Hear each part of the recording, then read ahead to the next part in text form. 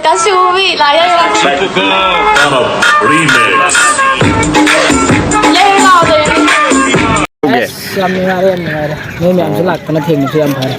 Puspa, Pusparas. Ya, what is subscribe to salo? athoibide aku tamo ꯑꯩꯈꯣꯏꯒꯤ high school ꯂꯥꯏꯐꯇ ꯌꯥꯝꯅ ꯑꯩꯈꯣꯏꯕꯨ ꯅꯨꯡꯁꯤꯅ ꯇꯥꯛꯄꯤꯔꯛꯄ ꯑꯣꯖꯥ ꯑꯃꯁꯨ ꯊꯦꯡꯅꯔꯦ ꯃꯐꯝꯁꯤꯗ ꯌꯥꯝ ꯅꯨꯡꯉꯥꯏꯔꯦ ꯉꯁꯤ ꯖꯔꯅꯤꯁꯤ ꯑꯗꯨꯝ ꯃꯈꯥ ꯇꯥꯕ ꯖꯔꯅꯤ ꯃꯌꯥꯝ ꯑꯃꯨꯛ ꯌꯦꯡꯃꯤꯟꯅꯔꯦ Hi ma'am.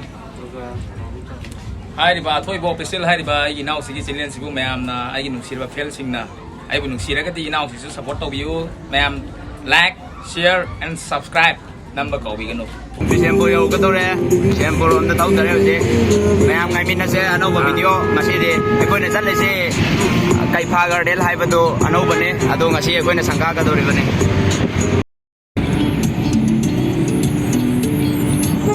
manga ka chapane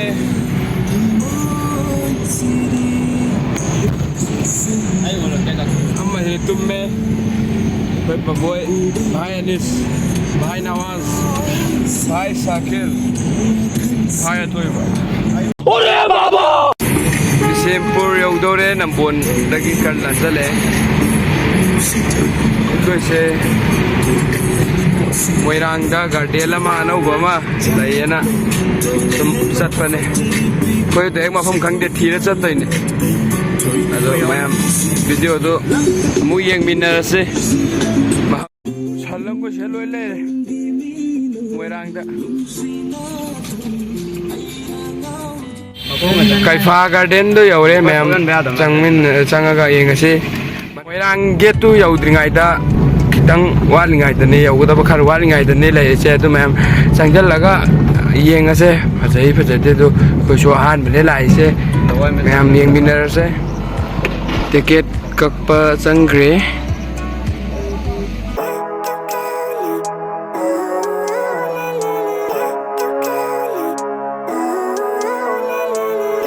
Living life every day, late at night, not okay. All I want, and I pray, all I need are some better days. Fuck me, I'm looking in the mirror, so foggy, but I've never seen clearer. I don't really think anyone can save me, and honestly I'm not really sure I want saving. I like to be my own worst enemy. There's no risk if you don't try at anything, so I'ma just keep buying everything. See you in the next life, have to be a better me. I don't think that my head's on straight, gotta flip it and grip it and go and get an x-ray. What's wrong with me? I just feel weight pushing on my chest and it squeezes till I suffocate. Better change my mindset, meditate. It's pretty cool that I'm alive and have better days. I could walk, see, hear, I should celebrate. Think I could change my mind, maybe elevate. Living life, every day, late at night, not okay. All I want, and I pray, all I need are some better days. Yeah, all I need are some better days. Cause all I want, and I pray, I believe in the better days. I'm kinda stuck between a rock and a hard place. Do I work hard or live at my pace? You're only young once, yeah that's all great, but I also want a future where I'm okay. Living life is doing lots of cocaine. Wait no, it's living with no shame. Wait no, it's sleeping in on Sundays. I guess it's different for each of us and that's okay. Well I just wanna be happy, how to get there? Glad that you asked me. I think it's different for everyone. Some of us need work, others need fun. Some of us need purpose to overcome. But try to do what you love when it's said and done. Cause there's so many differences in each of us. Trust your gut, it can show you what you want. Living life, every day, late at night, not okay. All I want, and I pray, all I need are some better days. Yeah, all I need are some better days. Cause all I want, and I pray, I believe in the better days. Living life, every day, late at night, not okay. All I want, and I pray, all I need are some better days. Yeah, all I need are some better days. Cause all I want, and I pray, I believe. hero ngaktan itu hero ngaktan nih akana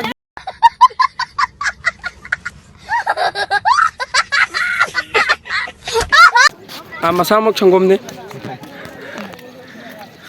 समझ रहे हो आप koi ko athoiba je nan thabi sana gi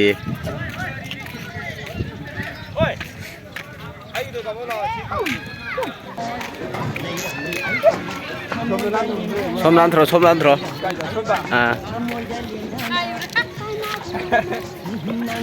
koi sa se journey ji nungai bi bro kamai tauge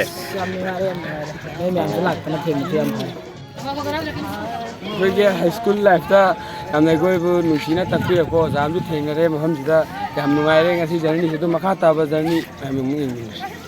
A few moments later. Say photo ꯀꯥꯞꯄꯦ ꯍꯧꯖꯤꯛ photo ꯀꯥꯞꯄ ꯇꯥꯏꯃꯤꯡꯅꯦ ꯂꯣꯏ ꯁꯨꯔꯦ ꯑꯩꯈꯣꯏ ꯏꯃꯥꯟꯅꯕꯗꯤ ꯁꯨꯔꯛꯇ꯭ꯔꯦ ꯉꯁꯤꯁꯦ ꯃꯤ ꯈꯔꯗꯤ ꯂꯥꯛꯑꯦ ꯆꯠꯂꯣ ꯄꯨꯂꯞ ꯆꯠꯂꯣ ꯏꯁꯥꯃꯛ ꯁꯪꯒꯣꯝꯅꯤ ꯍꯥꯏꯌꯣ. ꯍꯥꯏꯔꯛꯆꯅꯤ ꯑꯩ ꯀꯦ ꯇꯥꯀꯠꯇꯔꯦ ꯂꯣ ꯀꯩ ꯖꯔꯅꯤꯁꯤꯕꯨ ꯉꯁꯤ ꯅꯨꯡꯉꯥꯏꯕ꯭ꯔꯣ ꯀꯃꯥꯏꯅ ꯇꯧꯒꯦ ꯚꯥꯏ ꯑꯗꯣ ꯅꯨꯡꯉꯥꯏꯐꯝꯗꯤ ꯊꯣꯛꯇꯦ ꯀꯩꯒꯤꯅꯣ ꯃꯐꯝꯁꯤ ꯌꯥꯝ ꯄꯤꯛꯑꯝꯃꯦ ꯇꯥꯅꯤꯁꯇꯤ ꯅꯨꯡꯉꯥꯏꯕ꯭ꯔꯣ ꯀꯃꯥꯏꯅ ꯇꯧꯒꯦ ꯅꯨꯡꯉꯥꯏ ꯃꯐꯝ ꯀꯔꯤ ꯑꯩꯈꯣꯏꯒꯤ ꯑꯊꯣꯏꯕꯗꯤ ꯌꯥꯝ ꯊꯤ ꯅꯨꯡꯉꯥꯏ ꯚꯥꯏ. ꯀꯩꯗꯤ ꯏꯇꯥꯎ ꯁꯀ꯭ꯂꯤꯟꯗꯤ ꯅꯨꯡꯉꯥꯏ ꯃꯌꯥꯝ ꯂꯣꯏ ꯅꯨꯡꯉꯥꯏꯔꯦ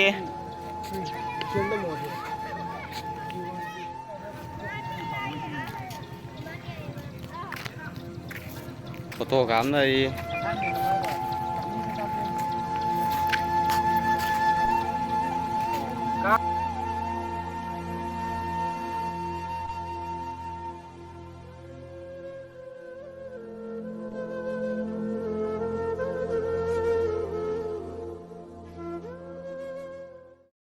소문 털어 누가이브가 많이 또게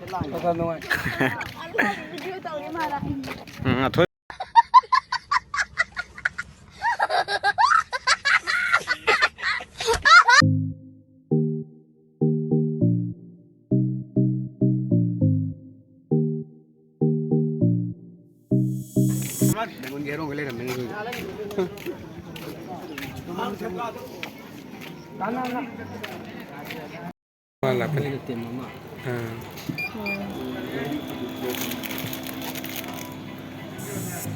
Si kaya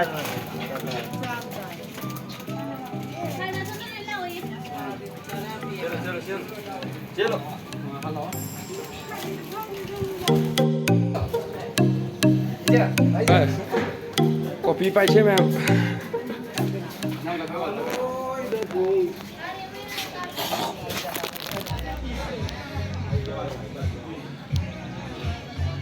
Yam phajaba mafam di yam moide hai tare phajaba dum phajare do moi sem ga da ba khar di wali male lojan do ba phana lojala ga bode yam phajado male mafam si ju yam lap bu dirate moirang de kitang hai ga la ga hai tare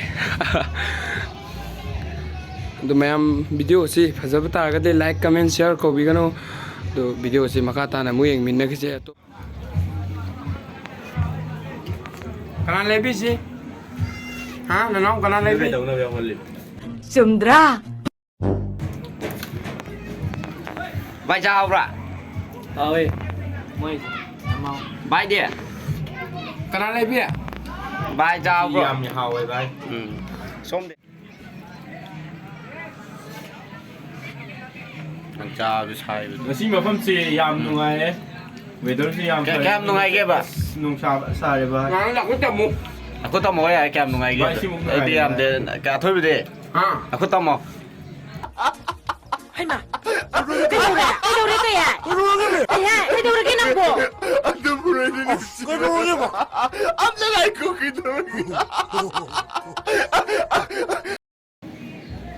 Chào bro. Kanan lấy ai lấy? Long way macha. Em ngasi view si diam phajai. Nusa so yam sai. Adubu ngasi ai YouTube sida no mata udriba. Bisa ama YouTuber follow ma hedi wala ke mem kanan reng view. Mole guys. Mem na bisa siu ga kanan no karin de dum khang mane. Hi ma'am. Haibirmmo athoibaofficial haibirmmo inau sigi channel sibu maym na ai nu sirba fel singna ai bu nu siragati inau sisu support to you maym like share and subscribe number ko bi gano pa prosperous ya pati subscribe tok salo school gimi sila ma khoi la pham sida juga kamai to ke nung ai bro Nungai bài. ke thôi nung ai bro Adum khar no ngai no cha. ke nung ai bro Nungai bài. cái saklim đi nung ai bro Nungai. Cái ha? Ơi. Hi ma'am. Keipha garden da ke muk thok le ko che ado Keipha garden yam nunga yam inge ma phom do ado koi bhai ma'am da nungai or nungai de to si bhai ma'am. Driver kam to ke? Nungai. Sige nungai. Nawaz Kamain tau ge bai. Ni sidi am chin nungai kre Keipha garden lai bro. Tapi adum romance to video ngai ko single li koi di nungai tre. Ore baba. Nis bai. Keipha garden da ke hoje kokta rom la biryani chaba. Ado amuka chendra ja toine. Baboi bai. Koi single loi ba koi di bai wai da. Seng wa aji ki Keipha sidi mi ge no pi no pa una pham ne bai. Koi single la koi de single la koi di chang ba ya ba pham te. On the best. Na house bai sing thau isi hawi khan bi bra hawi khan bi. Hawi bai. Ado ma'am koi video sa yam tin nungai ya ni sei di video no nungai ba thak la ni. Subscribe like comment ma'am to bi ba ko. Okay.